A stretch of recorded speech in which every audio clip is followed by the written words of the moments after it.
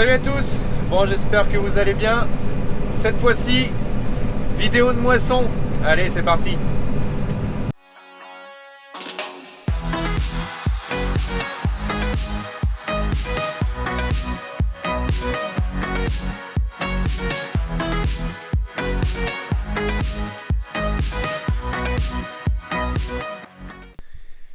Bon, alors petite coupure dans la vidéo. Donc là, vous voyez, je suis devant la de Porter. Donc je suis en train de lui changer les dents du pick-up. Donc là, c'est fait. Il ne me reste plus qu'à remonter ces pièces-là. Donc déjà, premièrement, je voulais vous remercier parce qu'on a passé le cap des 8000 abonnés sur ma chaîne YouTube. Et merci beaucoup. Franchement, ça fait super plaisir. Je vois que le nombre d'abonnés grimpe doucement mais sûrement. Reste en constante augmentation et franchement ça fait plaisir, ça motive à continuer et puis bah on va continuer du coup. Aussi donc je vous remercie pour ça et comme vous pouvez le voir, exceptionnellement on est le jeudi, ça fait pas 2 semaines qu'il y a une vidéo de sortie, donc je vous la sors ce jeudi là. Donc je vais vous faire la vidéo de moisson, donc je vais vous la faire en 2 parties. Donc la première partie qui va se dérouler maintenant et la seconde sûrement cette fois-ci dans 2 semaines, parce que là en fait on a une grosse coupure avec la météo. Moi j'ai déjà fait une grosse partie du montage et on était quasiment arrivé à 30 minutes. Donc pour ne pas dépasser ce timing là de vidéo, je préfère la faire en 2 parties. Vous sortir la première partie maintenant étant donné qu'elle est prête. Quitte à la sortir, autant la sortir.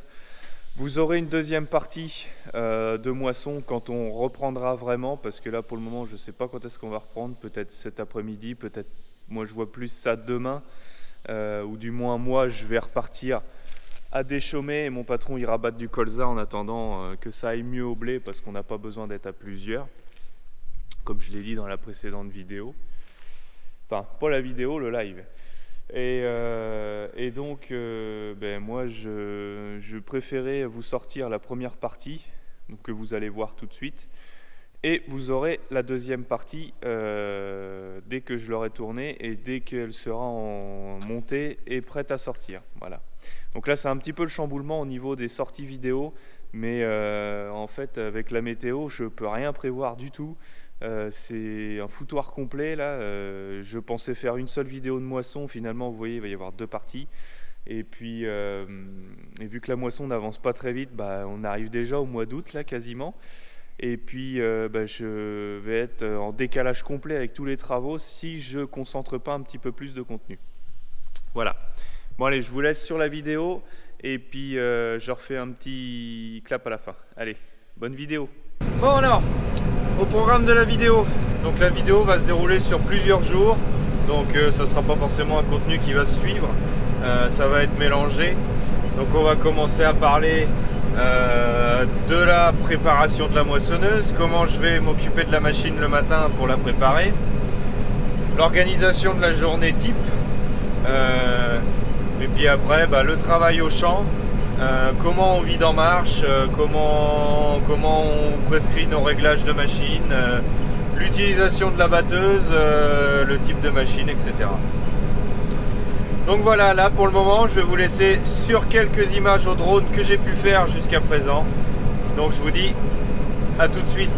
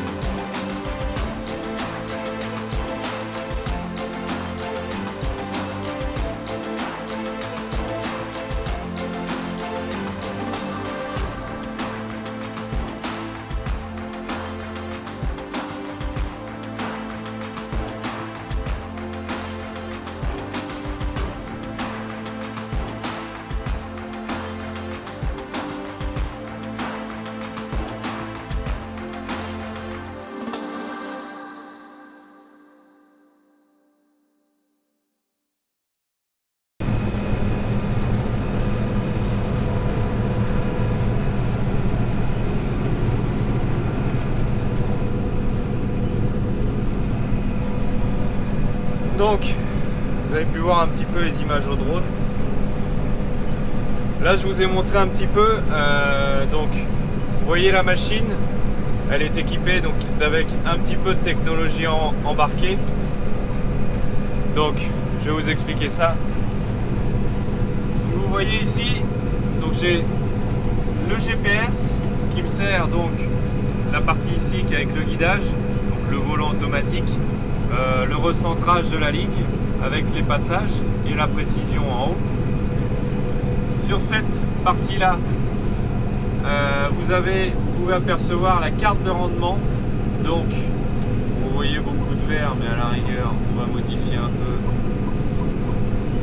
Hop, ça sera plus parlant. Voilà. Donc là, vous voyez un petit peu la parcelle. Donc, pour vous repérer un petit peu sur cette parcelle, c'est la parcelle de blé que j'ai fait filmer au drone avec l'automoteur, donc le R4040, à traiter lors des fongicides blé. Donc ma vidéo de fongicide, je vous la mets en haut, à gauche. Donc, on revient sur l'écran. Donc ici, comme vous avez pu voir, j'ai modifié la valeur pour qu'on se rende compte un petit peu plus des zones de terre. Donc la parcelle est coupée en deux exceptionnellement cette année. La partie qui est ici, nous allons faire de la paille, et la partie qui est là, on broie. Donc, ensuite ici, j'ai toutes mes données que je configure comme je veux. Donc la surface qui me reste à battre dans la parcelle, le temps restant, la consommation de GNR que j'ai déjà pu prendre, le rendement sec moyen, l'humidité du grain. Donc là on est à 11,6. Il faut savoir que pour du blé il faut être à 15 maximum. Si on est au-dessus, ça fait des frais de séchage. Mais étant donné que nous faisons beaucoup de stockage, la plupart des récoltes sont stockées au bâtiment, il faut vraiment que la culture soit bien sèche pour limiter les phénomènes de chauffe. Donc pareil, rendement humide ce coup-ci. Mon rendement d'hectare à l'heure en moyenne, donc c'est pas de l'instantané, là c'est la vitesse, enfin la superficie que je fais à l'heure en moyenne dans la parcelle, la surface que j'ai déjà récoltée et la quantité de grains qui a déjà été récolté et parti au stockage. Voilà, donc là déjà vous avez déjà les grandes lignes de l'écran. Je vais vous remettre quelques images au drone tout de suite. Là j'avoue je me suis fait plaisir avec le drone, j'ai essayé de filmer, j'essaye de vous faire pas mal de petites scènes pour dire à ça que vous ayez un peu de contenu et puis que vous voyez un petit peu la machine, parce que je ferai qu'une vidéo de moisson.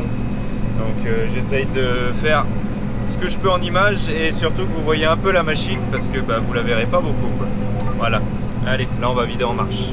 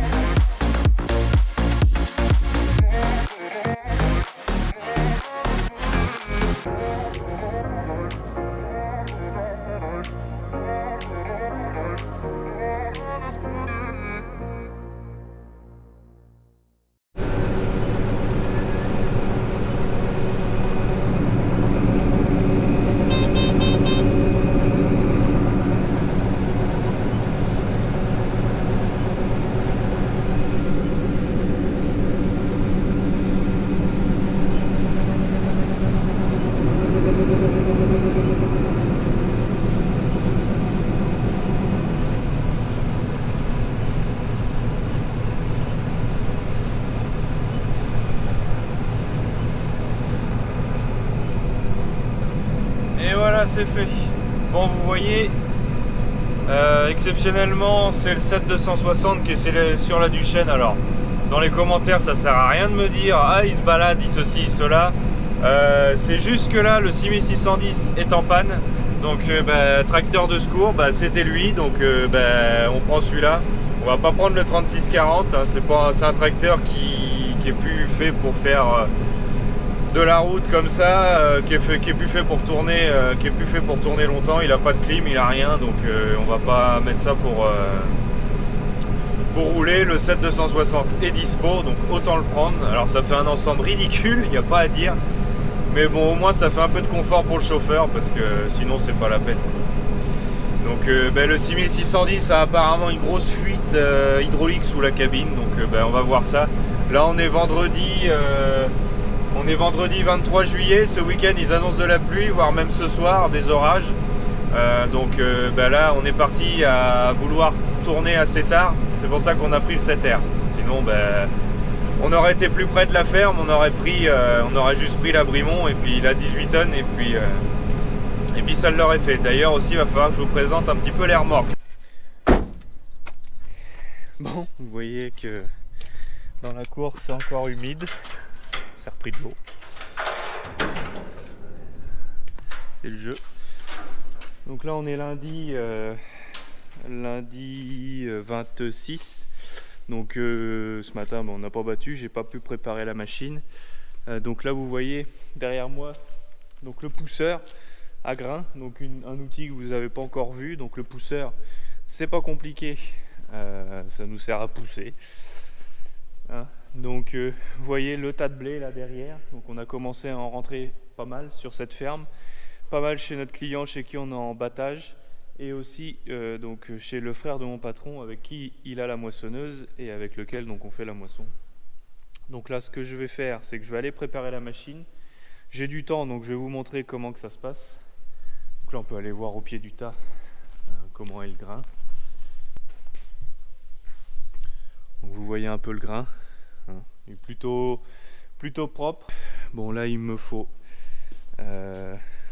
bon, c'est un peu le bazar ici. Donc là je vais prendre 5 litres d'huile moteur parce que la moissonneuse, mon patron l'a vidangée il y a une semaine. Et à chaque fin de vidange elle a tendance à nous manger 5 litres d'huile. Donc on va y remettre, hein. On va remettre ça à niveau. Donc je vais vous montrer comment on fait ça. Et puis après, vu la météo je peux pas aller déchaumer. Donc on va s'occuper, je sais pas si je vais le filmer encore, mais je vais vous expliquer ce que je vais faire. Hein. Ça fera partie un petit peu du boulot. Donc là on se situe donc au niveau des enrouleuses à lin. Donc vous voyez la machine automotrice, donc la de honte. Donc celle-ci c'est mon patron qui l'amène ou un chauffeur d'une autre ferme qui vient nous filer un coup de main de temps en temps. Donc je sais pas qui va l'amener cette année. Moi je m'occupe de celle-ci, donc une enrouleuse à lin de Porter. Franchement une bécane, mais quand mon patron m'avait annoncé qu'il avait acheté ça, je partais mais dépité complet. Et puis résultat des courses, j'en redemande quoi. Donc c'est vraiment une bête de course cet engin là, c'est impressionnant, mais on y reviendra. On reviendra au sujet de l'enroulage du lin quand la vidéo arrivera, mais de toute façon je compte bien vous faire une vidéo là-dessus de toute façon. Donc là ce que il va y avoir à faire, ça va être à changer les doigts du pick-up qui sont ici là. Donc on attend confirmation par un professionnel des machines à lin qui lui nous aiguille pas mal là-dessus. Donc j'attends sa réponse, savoir si on les change ou pas tout de suite ou si on peut refaire une campagne avec. De toute façon j'ai les dents d'avance, que ce soit sur celle-ci ou sur celle-là, on a des courroies d'avance aussi, donc il n'y a pas de souci à se faire de ce côté-là. Bon allez, je prends mon huile moteur, je monte à l'autre ferme et on se retrouve là-bas au pied de la machine.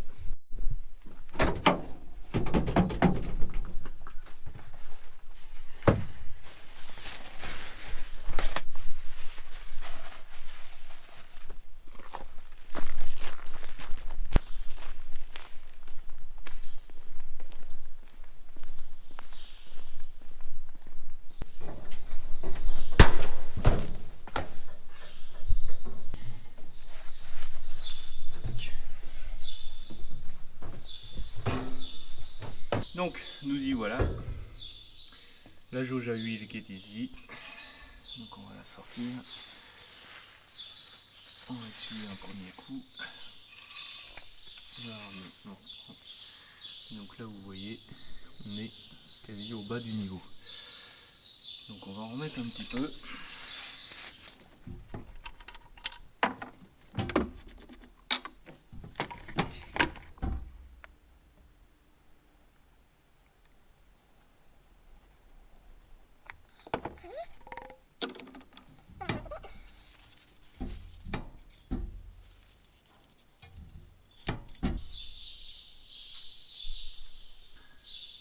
Et voilà, je vais en remettre un petit fond encore.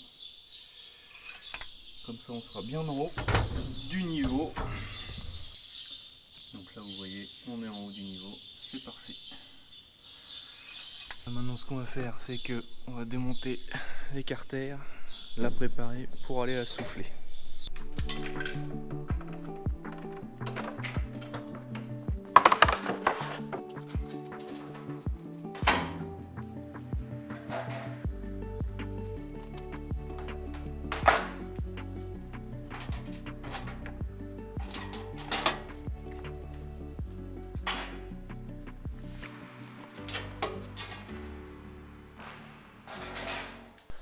Bon voilà, donc l'écartère comme vous avez pu le voir, je les démonte.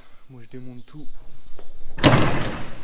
Pour souffler, c'est beaucoup plus simple pour moi parce que moi je suis parti du principe qu'une batteuse, ça se souffle en intégrale tous les jours. L'entretien de la machine, étant donné que déjà elle sert pas beaucoup, faut quand même la bichonner parce que c'est quand même la machine qui sert pas beaucoup, mais quand on en a besoin, c'est généralement que ça urge. Allez, on va déjà démarrer. Je vous laisse écouter ce moteur.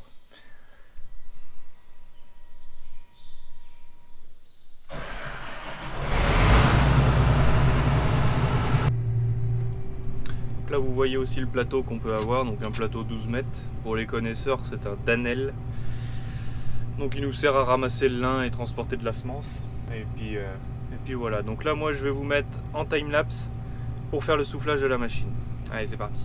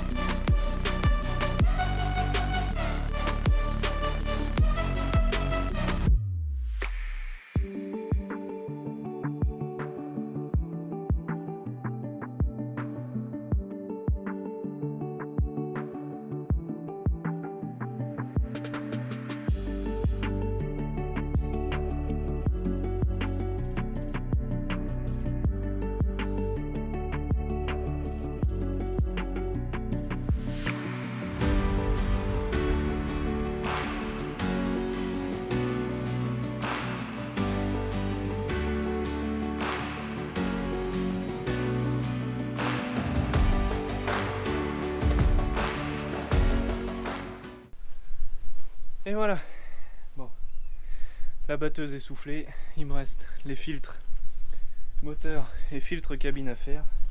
Donc vous avez vu sur les timelapse, c'est un peu poussiéreux. Donc vous avez pu voir aussi, donc mon patron m'a acheté une casquette, ce qu'ils appellent une casquette ventilée, plus combinaison de peinture parce que c'est ce qu'il y a de plus léger pour souffler. Et puis, et ben franchement la casquette ventilée, ça vaut peut-être cher, mais niveau poussière, on en respire beaucoup moins. Donc en poussière, on en respire beaucoup moins. En termes de santé, c'est quand même beaucoup mieux. Même si c'est une casquette qui va servir 3 semaines dans l'année. Après, elle sert pour d'autres trucs, genre la retourneuse à lin. Ça fait pas mal de poussière aussi, étant donné que c'est une machine sans cabine, bah, mon patron la met. C'est généralement lui qui retourne, ou moi, mais jusqu'à présent, j'ai jamais fait de retourneuse. Ça viendra peut-être un jour. Donc voilà, ça c'est soufflé. Donc vous avez vu mes équipements aussi. Donc faut pas avoir peur d'aller, grâce à cette casquette, j'ai plus peur d'aller dans des coins où c'est ourdé de poussière, comme le radiateur. Vous avez vu sur le timelapse, le radiateur, toute la poussière qu'il contient, sachant qu'on a battu qu'une journée. Donc c'est vraiment primordial, du moins à mon avis perso, que la batteuse reste nickel tout au long de la saison, qu'elle soit soufflée intégralement. Ça permet aussi de faire un tour de toutes les courroies, de toutes les poulies. Là vous voyez, il y a toute cette partie là. Bon, là j'ai pas défait les capots parce que le broyeur on s'en sert pas pour le moment. Donc la poulie principale pour faire tourner le rotor. Donc le rotor qui est derrière les plaques noires. On va monter en haut pour que je vous montre un petit peu que la machine en fait, c'est vide. En fait, il y a la trémie au-dessus. Il y a le rotor, il y a tout ce qui est ici, table de préparation et grille. On va aller voir à l'intérieur. Hop, allumer la lumière. Donc là derrière moi vous voyez le broyeur. Donc là il n'a pas aimé les poids. Les couteaux sont morts. Donc là ce qu'on fera c'est qu'on va retourner cela. Donc c'est un broyeur avec 100 couteaux. Ici. Donc là. Vous voyez au-dessus, donc c'est ce qui s'appelle le tire-paille, donc qui tire la paille du rotor. Les premières graines vont tomber dans le fond au niveau des vis qu'on voit, et ensuite vont tomber sur les grilles, et ensuite passer ici sur les premières grilles, donc les grilles à auton. Et il y a encore une autre grille en dessous celle-ci pour trier le grain. Donc là vous voyez un petit peu le cœur de la machine, là où vraiment le grain est trié pour ressortir propre en trémie. Le rotor, bon là il y a les plaques en plastique, je vous le montrerai ultérieurement, mais je vais vous montrer au-dessus, juste derrière le moteur, un petit peu comment il fonctionne, comment il est entraîné et surtout le diamètre, parce que moi je suis toujours impressionné par ça. Il faut savoir que cette machine, à l'époque, c'était la moissonneuse de chez John Deere la plus grosse commercialisée. Aujourd'hui, il y a la S700, il y a même la X9. Mais à l'époque, c'était déjà une grosse machine. Et franchement, c'est un vraiment plaisir de pouvoir avoir de pouvoir avoir la chance de pouvoir conduire une machine comme ça. Parce que c'est pas donné à tout le monde. Allez, je vous emmène en haut. Bon, donc là, vous voyez tous les radiateurs. Donc, bien important de le souffler. C'est ce qui permet de refroidir la machine. Donc différents types de radiateurs, radiateurs de clim, radiateurs du moteur, radiateurs hydrauliques. Donc tous les radiateurs sont ici. Le réservoir, on fera le plein après. Filtre à air qui me reste à nettoyer. Ici le moteur qu'on a vu tout à l'heure avec les moteurs hydrauliques sur le côté. Et enfin l'entraînement du rotor. Vous voyez, c'est juste entraîné par une courroie ici. Mais on va descendre. Vous voyez qu'à l'intérieur, c'est vide en fait. Là, toute la longueur qui descend jusqu'en bas, c'est le rotor. Donc vous voyez un peu le diamètre. Je vais vous le remettre à l'écrit. Et ensuite, tout ce qui est connectique, flexible et tout ça, qui vont rejoindre le moteur, les boîtiers électriques. Et voilà un petit peu. Donc, faut être un petit peu contorsionniste dans ce genre de machine. Bon, vous voyez l'entretien, hein, parce que c'est pas le tout de la conduire, il faut savoir aussi l'entretenir. Et ça fait partie de tout, il y a du positif et du négatif dans une moissonneuse aussi. Et je pense que le négatif, c'est de la souffler, parce qu'on ressort dans un état pitoyable à chaque fois. Mais bon. Allez, je vais aller faire les filtres maintenant.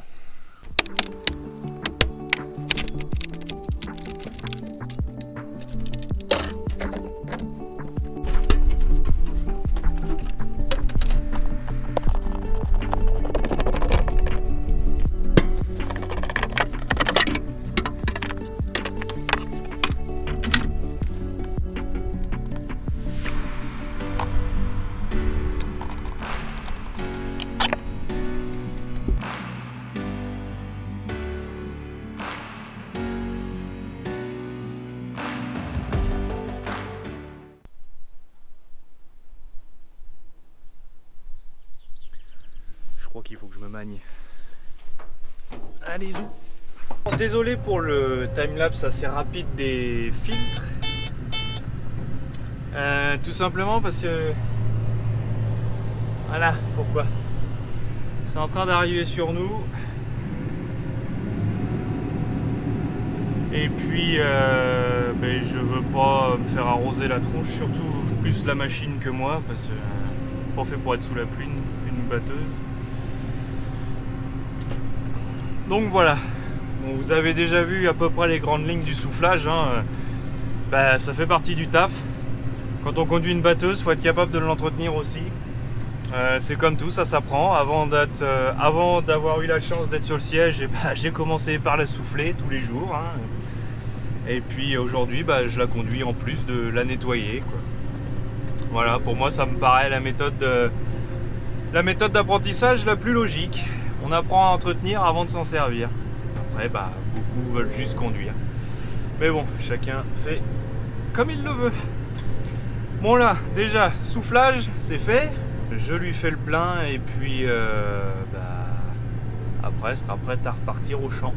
Voilà.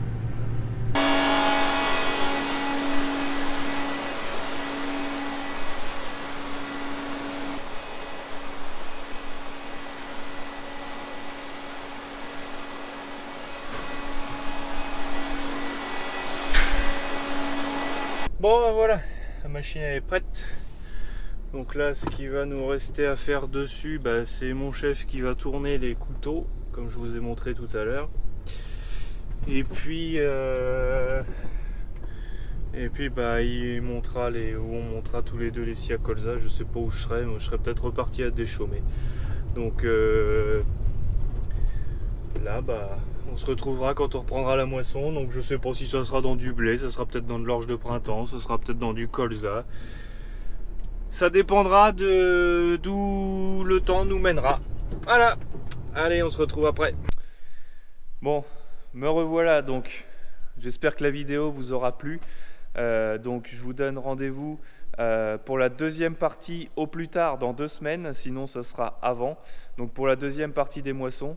Donc si cela vous a plu et vous avez envie de voir la suite, n'oubliez pas de vous abonner à ma chaîne, de liker la vidéo, de commenter si vous avez des questions. Donc tout ce qui va être question rendement, etc., ça sera dans la deuxième partie. Ne me demandez pas tout de suite en commentaire combien que ça donne, etc., etc. Je ne vais pas y répondre tout de suite, j'y répondrai dans la prochaine vidéo, dans la deuxième partie de moisson. Voilà. N'oubliez pas également que vous pouvez me suivre sur Facebook et Instagram. Je vous mets les liens dans la description, comme d'habitude. Et puis je vous dis au plus tard, jeudi 18h dans 2 semaines. Allez, salut!